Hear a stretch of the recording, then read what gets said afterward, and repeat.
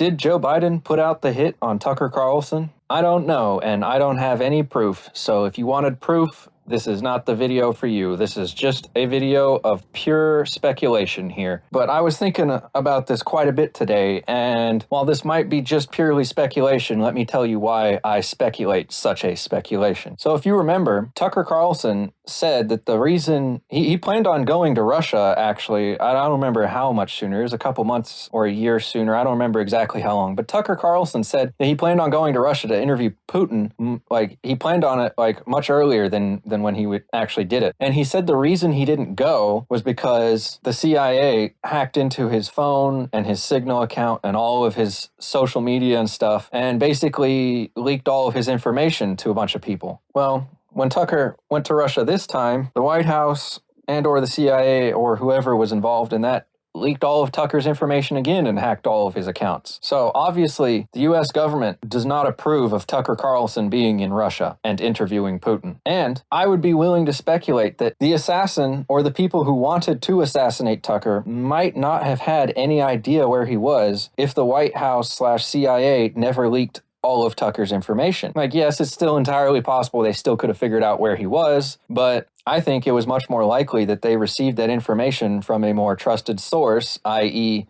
the US government, especially since we know for a fact that all of Tucker's information was leaked by the US government, because even Tucker Carlson himself has come out and said it. But that's just one point of speculation. Here's another one. Not too long ago, just a couple of months ago, there was a peace treaty in the works between Ukraine and Russia. Yeah, that's right. The mainstream media won't report on it, but I'm sure everyone who watches these videos already knows. And well, what stopped that peace treaty from being signed and ending the Russia-Ukraine war? That's right. Boris Johnson took a trip over to Ukraine and had a private meeting with the president of Ukraine, Vladimir Zelensky, and all of a sudden, after that meeting with Boris Johnson, Vladimir Zelensky decided he wasn't going to sign this peace treaty and he didn't want to have anything to do with it. You know, anyone who has half a brain can put two and two together and realize Boris Johnson convinced Vladimir Zelensky not to sign the peace treaty, probably because Boris Johnson was offering Vladimir Zelensky something that Vladimir viewed greater than the peace treaty. Well, we must go deeper than that, because it does go deeper than that, because who was the reason that Boris Johnson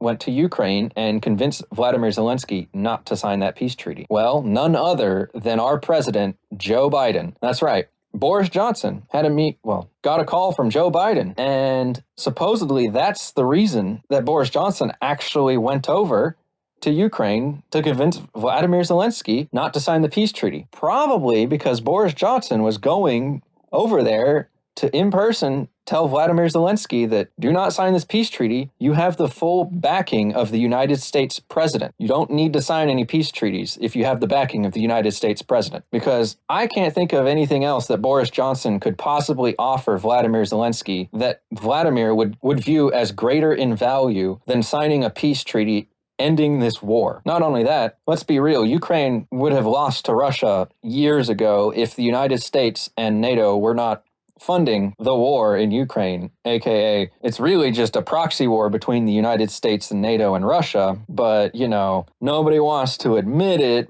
even though that's really what's going on, because you know, everyone's like, we need to send them more money. It's like, well, why can't we stop? We don't want to send them more money. They need our support. Well, so then is this a proxy war? No, how dare you say this is a proxy war? This is a war for Ukrainian independence, blah, blah, blah, blah, blah. It's like, no, we know what's going on here. We have eyes. Now, obviously, like I said earlier, I don't have any proof to back up any of what I've just said, other than just the facts that I just stated. But, you know, after thinking through the things that I just thought about, doesn't the question cross your mind as well? Could Joe Biden be involved in the assassination attempt on Tucker Carlson? I don't know. I sure would like to find out. And even if Joe Biden isn't personally involved, could the United States government be involved in it? Because if we find out that this assassin acquired the location of Tucker Carlson from the leaked information that the United States government provided after hacking Tucker's devices and social media accounts, then it wouldn't be a stretch to say that the United States government, i.e. Joe Biden, the head of the United States government, could be involved in the assassination attempt against Tucker Carlson. Just food for thought, guys. Food for thought.